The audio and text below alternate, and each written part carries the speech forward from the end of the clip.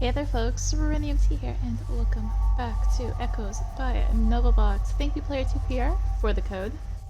We wrapped up episode 2 last time, and we're on to episode 3, and my sanity is slipping away. I have to remember something vital. That's why I have to keep on writing before the echoes of the bell consume me. Who am I? Ricky? I don't really know anymore. Episode 3 of the hospital. Trotsky's patients were gathered in front of the old, ruined hospital. After all these years, the truth would finally be uncovered. Alas, my brother would be avenged. Tilkits. I knew he'd been behind the incident that had taken place in Greenhearth. And the 10 were the key for me to finally discover his identity. For the 10, or at least what was left of them. I was surprised to see that Adam Lefebvre had answered Morrison's call. He'd wisely kept out of things since Petrovsky's death. But what surprised me more was the absence of Ines Belkader beside her. Yeah, another mystery to solve, even the answer would provide itself for this one. I approached the group. Greetings, dear friend. I'm delighted to see you have all answered on my call. Certainly not. Where's Ines? Yana stepped forward and said in a dispassionate voice, Ines will want to be joining us. The two women stared at each other for a minute before finally Adam Lefebvre broke the silence. What happened? A direct order from my superiors, Ines was threatening to stir up the press. I had no choice. I understand. Had Gianna just confessed Ines Belkader's murder? If that was the case, why had Adeline, her partner, taken the news with such indifference? Oscar cleared his throat before he spoke again. My dear friends, let us not digress. If I have invited you to gather here where everything began, it is to put a stop to the series of murders which has rocked our community. There's so many years of peace and forgetfulness, I'm very afraid that that which we all dreaded has unhappily occurred. Now that you two have begun to remember, you know who our enemy is, don't you? Foreman. He survived the fire, didn't he? I'm afraid so, Magnus. I'm afraid so. Not only did he survive, but everything leads me to believe that he is hidden amongst us.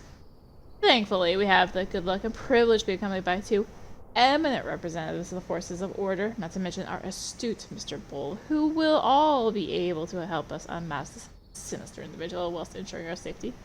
Is it not so?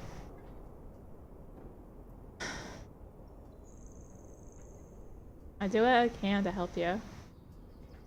I want to get to the bottom of this business too. I'll do what I can to help you. So please, Mr. Fox. I want to know too what the whole story. I want to know the whole story too. I'll help as well. I am delighted to hear that. Here's what I suggest. As you can see, both the fire which put an end to the Veracocha Project and the test of time have not spared the building. There's reason to believe that the fire doors have preserved the upper stories, in particular the top story. Oh, but that's where the director's office was. Indeed, Miss Cole, it certainly was the level where the director sat, but more importantly also houses the records, which interest me. And you think that the foreman's identity is documented somewhere in those records? That is indeed what I hope, but it's not impossible. We might find the information somewhere else in the building. And by the way, it's my understanding that Abel Smith has taken up residence here. Perhaps he may help us. I'm quite sure Detective Fox won't wish to miss the chance of meeting another good doctor for Tossie's patients, will he? Smith, helpful. I can believe what I read in his notebook, then I doubt it. It might be years since he stopped his treatment. Abel's a good guy, even if it's always been kind of weird. I'm sure he'll help us. He spoke to Magnus Terry through frequent worried glances at the sheriff. For that matter, he also placed himself at a fair distance from her. Why was a hefty guy like him afraid of Gianna's presence? I have to have a word with the sheriff. Anything is possible, Mr. Graham. Anything is possible. Anyway, you know what you have to do. Find a way to the upper stories and keep an eye out for any clues which may help us unmask the foreman. Not in your mothering their agreement, our little group entered the hospital before splitting up to put Morrison's plan into action. To me, I wasn't liking my choices. I didn't know where to start. Talk to Adeline, meet Abel, or I could begin by catching up with the sheriff at Ernest Blow. Let's talk with Adeline. Eleanor Phelps seemed to be waiting for me in the hospital lobby. She let me come closer, watching me with her piercing gaze. She was tall, slender, statuesque, her hair an icy blonde. Her beauty could easily make her intimidating, but I wasn't the type to let myself be impressed. So here's the famous Detective Fox. I'd like to say it was nice to meet you, but you'll understand that, under the circumstances, I'm sorry what happened to your partner. Thank you. When she didn't come home last night, I suspected Sheriff Walter had stepped in. It's unfortunate, but still preferable to bureau interference. Once again, she seemed to be handling Inez's death with a strange, almost suspicious detachment. But enough small talk. I suppose you have some questions for me? Tell me more about yourself. Can you tell me more about yourself? Oh, with pleasure, but where should I begin? Since the incident, Inez and I have led a quiet life in Greenhearth. The allowance the government granted us was quite comfortable. I had no reason to make waves. But everything changed when Petrovsky arrived. I'll just let her go on. Almost interrupted her, but decided to let her continue. And then Inez started to remember. She panicked. First the doctor's death, and Raymond. It tipped her over the edge. I tried to reason with her, but she wouldn't listen. Is that what made you decide to come here with the other patients? Yes. Listen, Mr. Fox, if there's a chance we can deal with this crisis but without any interference from the Bureau, it's all in our best interest to seize it. Does the Bureau scare you that much? Yes, and you do well to be scared too. Let me give you some advice. Make sure you leave before you're mentioned in a note at the bottom of the page in the report. If they knew you existed, they'd never let you go. Trust me. Ellen seems sensible and cautious. Extremely cautious. That she chose to put herself in danger rather than risk intervention from Gianna's superiors spoke volumes. Inez's death doesn't seem to have affected you much. Why? I suppose that surprises you. As you must have realized, since we stopped our treatment, we've all begun to remember our life before. I remember the years spent with Inez, of course, but that memory's become... how shall I describe it? Distant? I'll say my memories of before the incident have taken over. And nothing tells me Inez is dead. That's what the sheriff tells you. You know, Detective, we're tougher than we seem. Until I've seen actual proof, I would have found Inez being dead. Frankly, I'd have a hard time imagining the sheriff missing. Adeline merely crossed her arms and gave me a quizzical look. Is she in denial? What explains detachment about Inez's death? There's something more. Impossible to say. It was impossible to trust everything she said. I decided to drop the subject. I guess investigate. Let's question the sheriff. Ah, Fox, it's good to have you with us. All the patients in the same place, bearing in mind they've stopped the treatment. Yes, took it lightly. Counting you to have my back. So tell me, what can I do for you? Something happened between you and Terry. Also, Terry Graham seemed cagey with you. Something happened? Nothing important, Fox. I just had to put him in this place recently. Sometimes the patients forget who's boss and who's not. It's never fun, but sometimes they need straightening out when that happens. I see. What happened to Inez? I had to kill her on a direct order from my superiors. But why? She was threatening to call in the press. The chain of command considered that was too great. They expressly asked me to intervene. Could have refused to obey, couldn't you? Yes. But what would that have accomplished? At least I've sent my chiefs the message that everything is under control. There would be a fast and massive deployment of people from the Bureau to Greenhearth if I had disobeyed orders. Bill Cotter's elimination has gained us some precious time. Do you really believe you can contain the situation without involving the feds? No. Whatever happens, my superiors will be sending a team into town. It remains to be seen if it will be for damage control or just a debriefing. At least we still have a chance at resolving the problem. I'm still hopeful to put Arthur's murderer behind bars before the cavalry arrive. Alright. I appreciate your honesty, Gianna. Forget it. We've got hotter irons in the fire. Is that what angle I should take? Blech. Questioning Abel Smith is probably the priority. As you know, he's one of the survivors of the Veracocha Project, but my superiors lost track of him shortly after the incident. Here's Arthur Petrovsky was able to establish contact with him, but I'd be careful if I were you. In years since he's been treated for the fallout of the incident, he's definitely unstable and possibly dangerous. I'll be careful. Don't worry. Don't doubt it, Fox. By the way, have you had a chance to talk with Adeline yet? Yeah, she's not very cooperative. She never has been. She usually prefers to stay out of town business. In fact, I'm surprised she's joined the other patients. Do you think Ines Belcader's disappearance pushed her into coming here? Perhaps. In any case, I don't think she's in danger. She always had, let's call it a strong instinct for self-preservation, if you know what I mean. She probably won't throw a wrench into the works. I'm still gonna keep an eye on her. Then, when their treatment stops, the patient's personality seems to change sufficiently for them to become a threat. You're right. We can't be too careful. Alright. Well, I guess we'll go to Bull. Miss Bull seemed exultant. The man poked his nose into everything and seemed determined to discover the secrets harbored by the town. He seemed thrilled with the anticipation of revelations to come.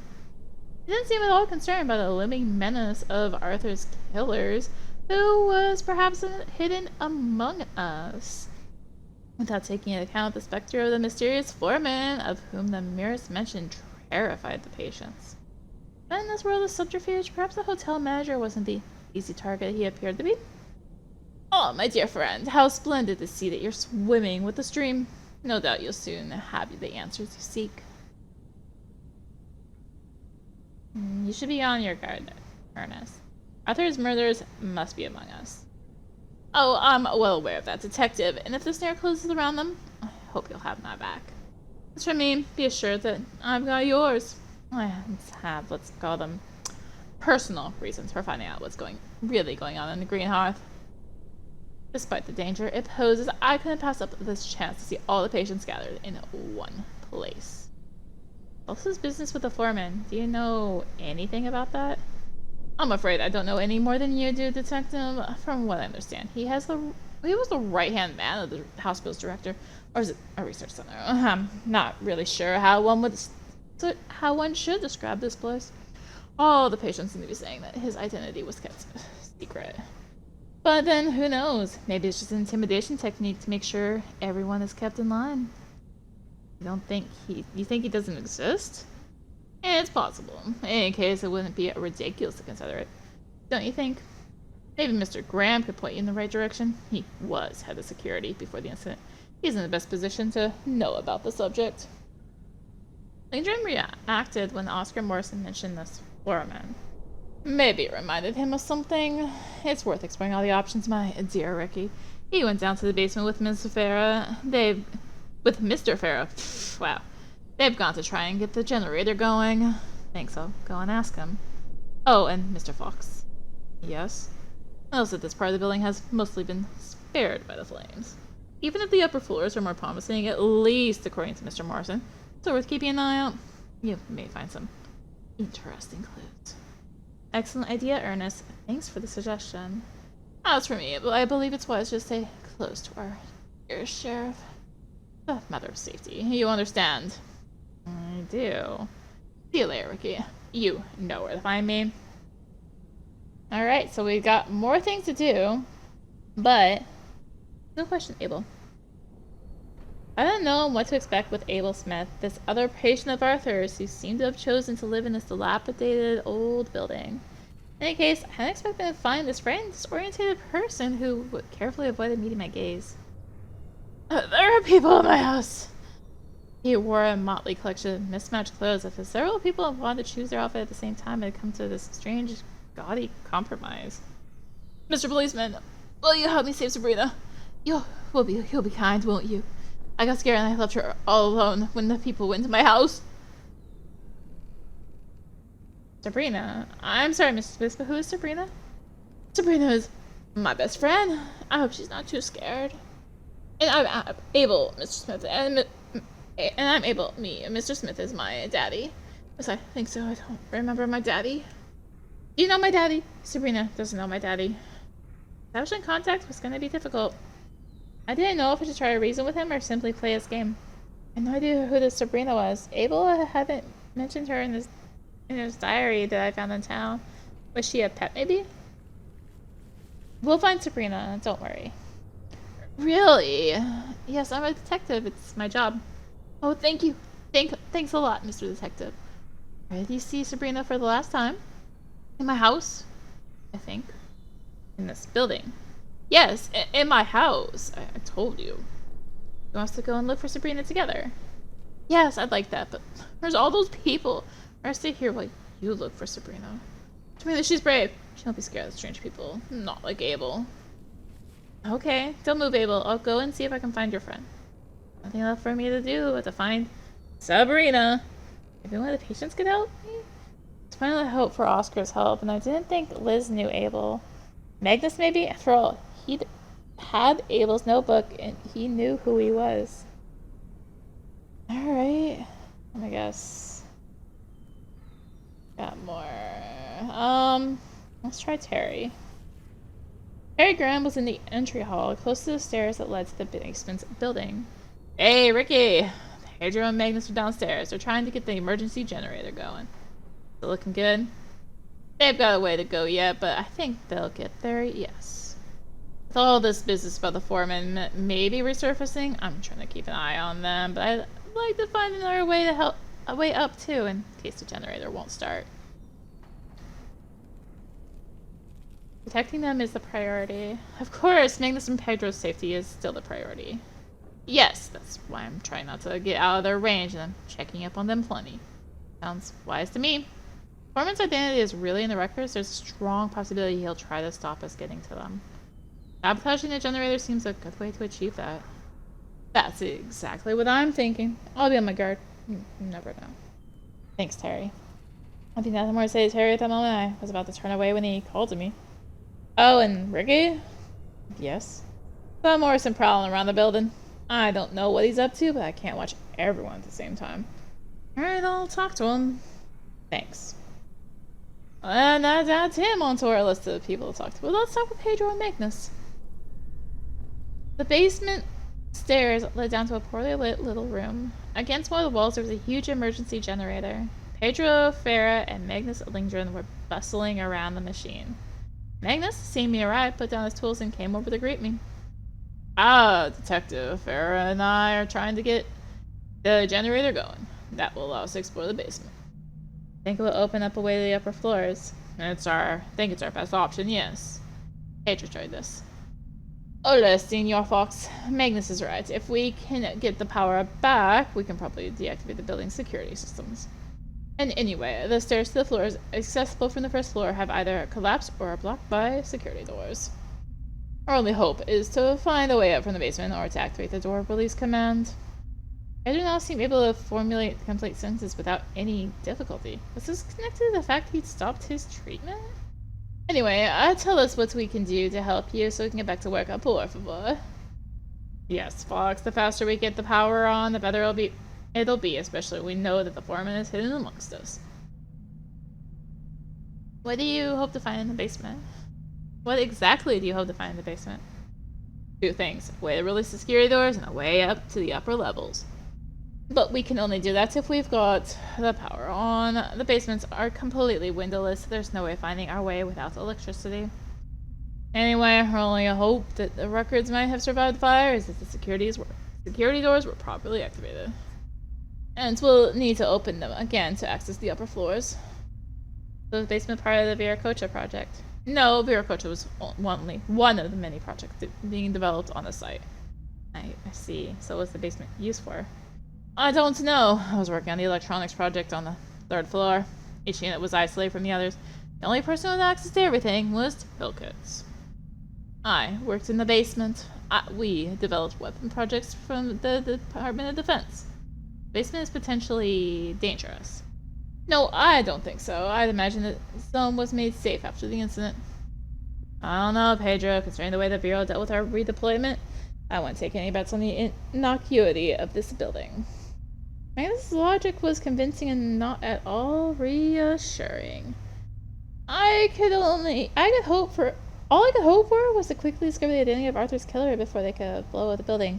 And us with it. Pedro, you seem completely different. Why? You seem completely different from the last time I saw you. What's happened? It's hard to explain, Senior Fox. It's a side effect of stopping our treatment. We've all had psychiatric problems since the incident, or even before it, for some of us. Treatment stabilizes me, but it also stifles my dominant personality, the one talking to you now. Now the effects of the treatment have worn off, I've been able to retake control. Isn't it dangerous to stop your treatment? Yes, of course. Look what I did to poor Raymond. And to Abel. For the time being, it's okay. We're all compensating for it more or less correctly, but we'll have to start taking the treatment again at some point. In any case, since Lloyd, we've all known it's not a good idea to stop for too long. Lloyd. The 10th survivor of the Veracocha Project, Stephen Lloyd. Shortly after the incident, he stopped his treatment. He went completely off the rails before he vanished without a trace. It was maybe a year before Abel disappeared as well. What do you mean vanished without a trace? One day to the next, we never saw him again. I always thought the Bureau had intervened before he caused too much of a stir. And no, Sam, it couldn't have been like Abel. He could have decided to leave for himself, too. Anyway, it was in the time of Gareth Walter, the former sheriff. We'll probably never know for sure.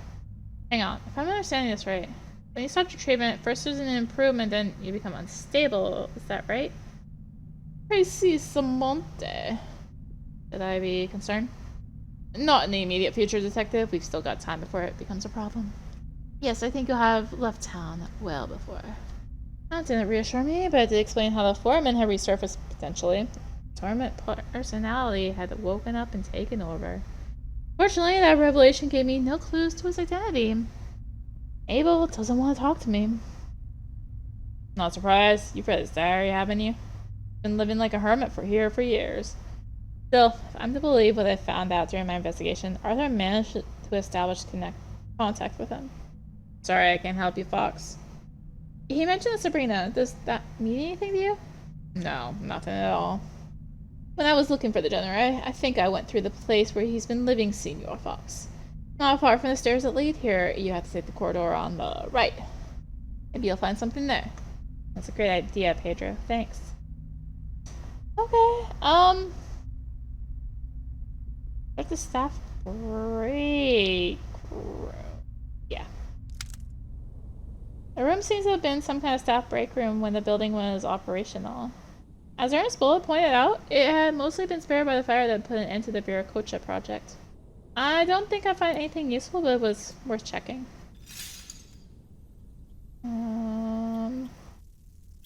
Folder? File lay on the chair. This is often looked inside. It was an activity program for the employees' children. The activities in question weren't exactly coloring pages or walks in the woods. In one place it was written Boundaries of Test 34B, Room 308, and another Training in Red Zebra Protocol. The instructor in charge of the schedule was a certain Miss Lefebvre. Adeline made a note to ask her about this. Memo was pinned to one of the walls. It reminded the staff members that they were being watched and warned them about the foreman. Funny way to inspire the troops. Didn't know the foreman really existed, or if he was just a boogeyman wielded by the director to frighten his underlings. For everything I'd seen here in Greenhearth, neither of those hypotheses seemed particularly implausible. And if it turned out that he really existed, everything seemed to indicate that this foreman, Arthur's and Raymond Kowalski's killer, were one and the same person. I took a moment to examine the document more closely.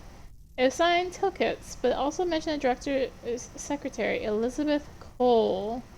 Even if she hadn't had a senior position, Liz had been close to the higher-ups when she worked here. Maybe she'd heard a conversation, seen a document to help us unmask the foreman?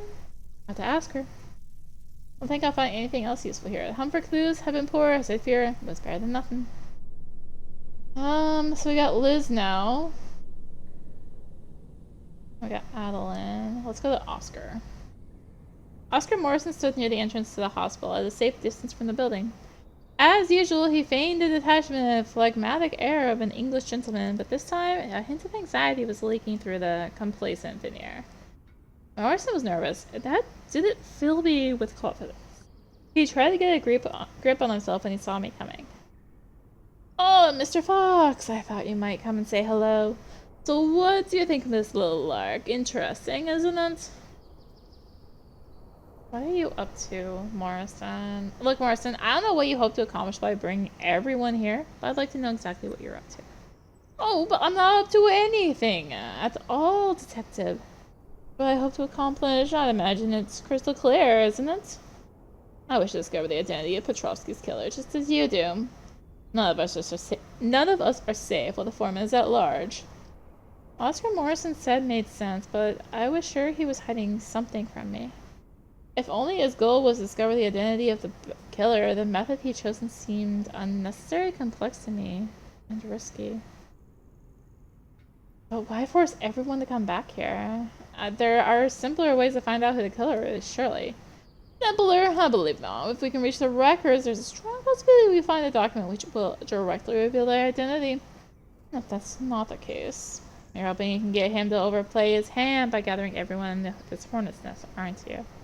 That's exactly it, Detective. Morrison's playing a very dangerous game. Ready to put everyone in danger to achieve his ends. And what were those ends? I had no idea. Questioning him was a waste of time. I'd never get anything but half-truths out of him. Even if his intentions were unclear, he had a plan, and he was carrying it out with what I had to admit was a masterly hand. What was his goal? It was impossible to say. Was he seeking something other than the foreman's identity in this building? I thought of the bell, of the touch of cold metal on my chest, through the lining of my jacket and the fabric of my shirt. Oscar had made sure I found it at the bank, but to do that, he'd use more than the circuitous methods and channels. Why? I still didn't know what was the use or the origin of the thing. Especially, why didn't Oscar try to get it back now that it was within his grasp? Tell me about the bell. Tell me, Oscar, there's something I wanted to talk to you about. When you pointed me in the direction of the Greenhearth Bank. Please, Fox, let's not speak of that. The walls have ears, if you catch my drift. Fine. Morrison clearly wasn't ready to talk yet, and I had no way of forcing him. Alright, I've got other people to question. Far be it from me to lecture you, but I do believe that would be a far more productive use of your time. In the meantime, I'm counting on you too. Oh, and don't you worry, Fox. I haven't the slightest intention of bellicosity yet, believe me. Acts only for the common good and the triumph of the truth. Alright. Let's try Adeline again. Something else? Can you tell me how your work here with the children here at the time of the Veracocha? I found this document listing the schedule of the children at the time of the incident. It suggests that you were in charge of that program. Yes. Can you tell me more? What exactly do you want to hear? That you're supposedly above reproach? That you're supposedly above reproach government financed a program of experimental research on children? I feel terrible about it, but I had no choice. I'm sorry, Detective, but I had the choice. I believed in the importance of my research. I still believe in it, actually. If I had to do it again, I'd probably make the same choices. Most of the children die in the fire, but look at Gianna Walter, a magnificent example of what we were trying to accomplish with the program. And just a minute, the chef was part of your training program when she was a child? Oh, did you know? Yes, Chef Walter is the only surviving child. Suddenly I realized that Adeline Lefebvre and Gianna Walter were around the same age. Actually, could you have known her as a child? Adeline would have been far too young to participate in a research project. I understand. How could you have known Gianna when she was a child? You know considerably less than I thought, Detective. None of us has really aged since the incident. Some of us are far older than you think. Let's call it one of the advantages we had on joining the project.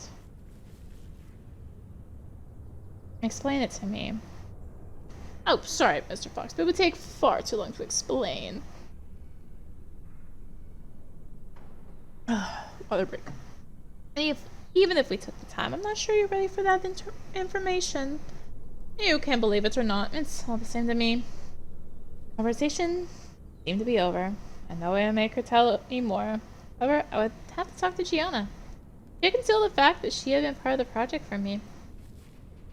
Something else? No. Let's go to Liz. Liz had kept herself separate in front of the hospital. She didn't look well. Her expression wavered between a blank gaze and brief moments of dread. If she were on the brink of fleeing this place, which seemed to disturb her deeply. At my approach, she made an effort to get a grip on herself and welcomed me with a shy smile. Oh, Mr. Fox. How are you feeling, Liz? You seem upset. Won't lie to you, Mr. Fox. I'm not doing well.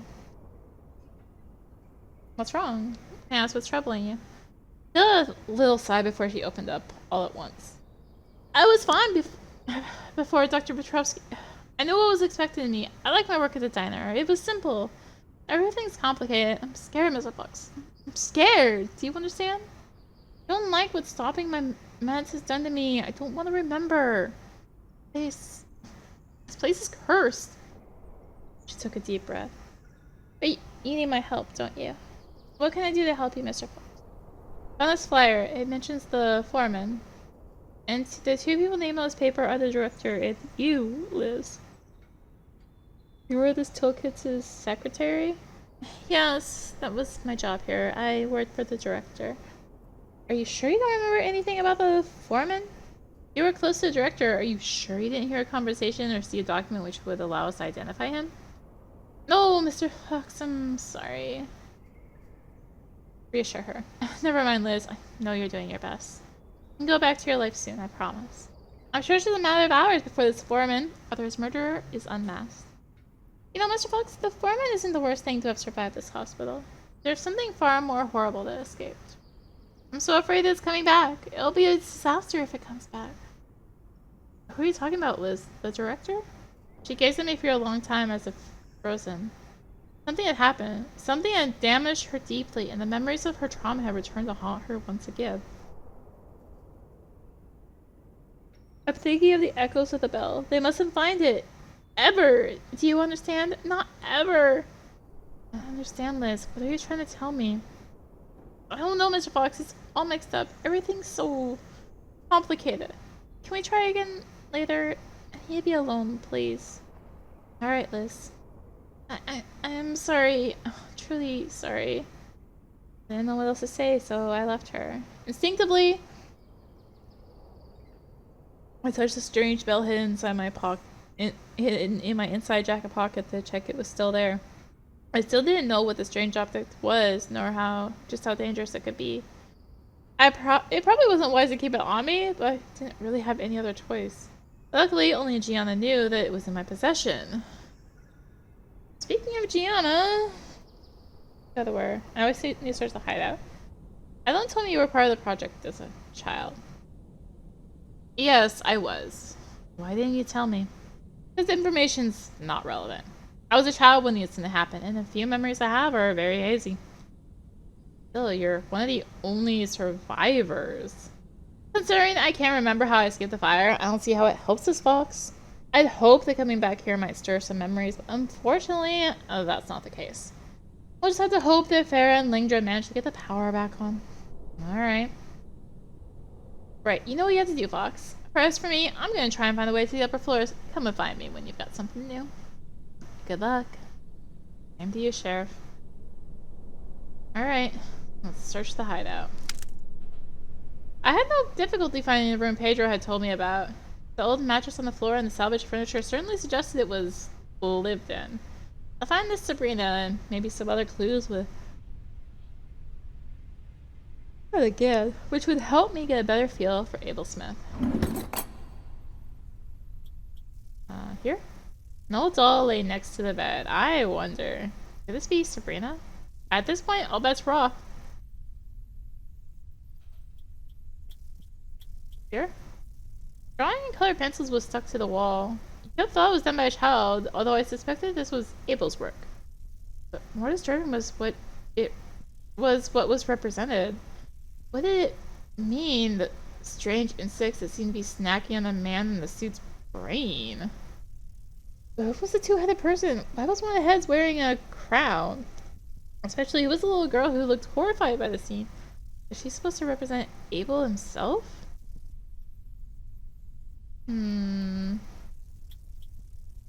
Magazine about scientific news. Subjects were pretty advanced, at least they were for a cop like me. Wasn't very old. Was Abel interested in science? Now how had he gotten hold of it? Has this been a gift from Arthur when he came to visit the recluse? I made a note to ask Abel about his relationship with Wachowski. Maybe he'd be able to tell me a bit more about my friend's final days. I figured I collected enough information.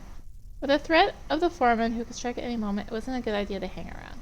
I hoped it would be enough to understand Abel Smith better. Alright. And Mr. Detective is back! I found Sabrina. Oh, thank you, Mr. Policeman. I knew you'd find Sabrina. She's safe and sound thanks to you. You saved her. I'm so relieved. You can't even know. I think Sabrina would like me to answer your questions. She says that maybe I know some things that can help your investigation.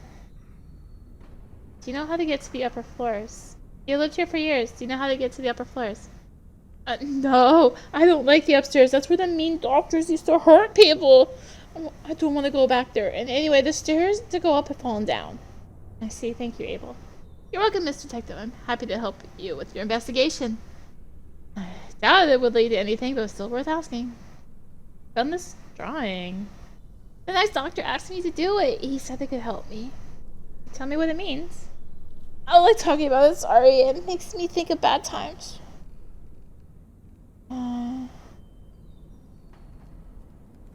Still, you must have explained to Dr. Petrovsky, didn't you? The policeman is clever. You can ask me one question about the drawing, that's all, okay? Alright. Who's the person with two heads? That's a bad person. A bad person who watches us. The foreman.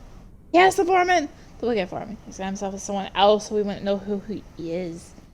Do you know who the foreman is? Yes, he's a bad person. He's hiding in the people who went to my house.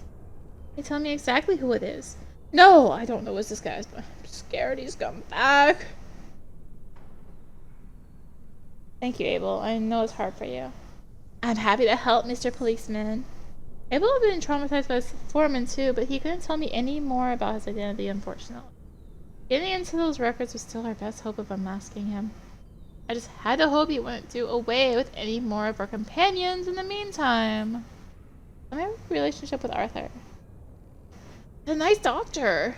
He came to see me lots of times at the start. I was scared because all the doctors I knew before him were mean and cruel. The nice doctor, he was kind to me. He wanted me to go with him to have appropriate care, but because he said that I was all alone in my house. I told him I couldn't leave because I had to watch the bell, and I couldn't leave Sabrina all alone either, you see? So the nice doctor, he said he watched the bell for me. That he put it somewhere safe. I could concentrate on getting better without worrying about the bell. To start with, I wasn't sure I wanted to because the other doctors, they were tricky and they used me every time I agreed to do what they said. I thought he would be like the other doctors and that he was going to hurt me with the bell, but he was very kind. I finally said, okay, here's the bell, Mr. Nice Doctor. So he took the bell and made me feel much better and not have to think about it anymore. After the nice doctor came a few times, and he stopped coming, and I was all alone with Sabrina again.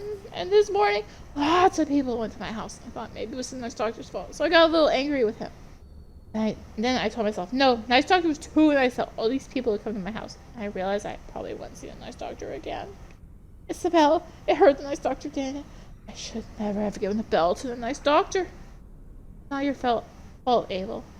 So you're sad because the nice doctor won't come and see you anymore? Yes, Arthur was my friend too. We're silent for a minute. Abel seemed truly distressed by Petrovsky's death. Didn't your folks come? It's terrible. Magnus, there's been an accident. What's going on? What happened? The generator. Follow me.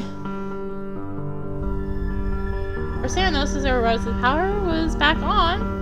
Second I noticed was the lifeless corpse of Magnus Lindgren slumped against the generator. Had it really been an accident, or was this the work of the foreman? The the limited means at my disposal, it was impossible for me to determine if this had been murder. A regular investigation had immediately sealed the room. I called in the forensics team. During the rather exceptional circumstances, my only option was to keep on exploring the building. But before that, it seemed like a good idea to check in with the sheriff. As Pedro waited for me in the lobby before joining Gianna and Ernest on the first floor and taking them quietly aside in a break room.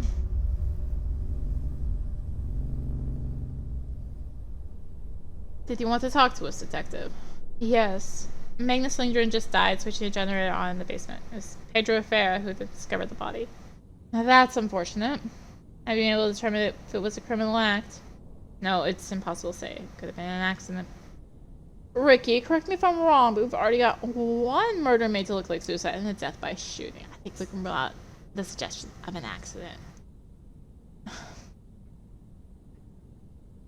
Yeah, I agree. A new murder does seem like the most plausible explanation. If you want my advice, you should exercise caution, Fox. Generating a wave of panic in a group of people who are not only potentially dangerous, but also emotionally unstable seems counterproductive to me. Sure, but you shouldn't take these allegations about the return of the foreman lightly either. What do you suggest? Now the basement has lighting. We can explore down there and try to find a way to the upper levels. That seems like it should be our priority. I can do that. Good idea. And while you do that, I'll get the patients together in the lobby. If I'm keeping an eye on them, our potential murderer's window of opportunity will be limited. I don't think the foreman will decide to strike in front of everyone. He's done all he can to keep his identity secret up till now. The problem is that we don't know what his goal is. What drives him to kill. Does he really want to kill all the survivors of the Veracocha Project? If he does, then why? I don't know, Fox. If he decides to act anyway, it's right for everyone's safety that I'm ready to stop him. Pedro Ferreira told me he worked in the basement before the incident. Maybe he could help me? Mr. Ferreira was the last person seen Lindgren alive and the first person who found his body? You think Pedro could be the foreman? It's possible, don't you think? He's a patient of Petrovsky. He knew where Raymond's hideout was, and we already know that his treatment helped him manage his multiple personalities. Doesn't seem likely if Pedro's the foreman to me.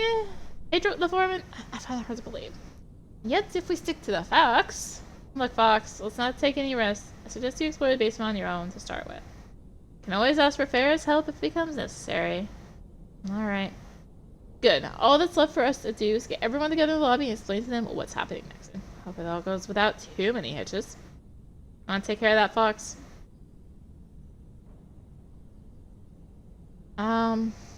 Okay, I'll take care of it. Don't forget, Fox, the patients are potentially unstable, and the foreman might be hidden among them. Be carefully about what you're going to say to avoid a panic. Yes, none of them taken separately should cause much of a problem to me, but if we have to contain them all at the same time, I got myself into, nothing about this is encouraging. However, I think we're going to call it good there. I don't know how much we have left in this episode, but we'll split it off here. So thank you for watching. Thank you again, Player2PR, for the code. Enjoy the video. Start liking, commenting, and or subscribing. If you really enjoyed it, consider supporting the channel.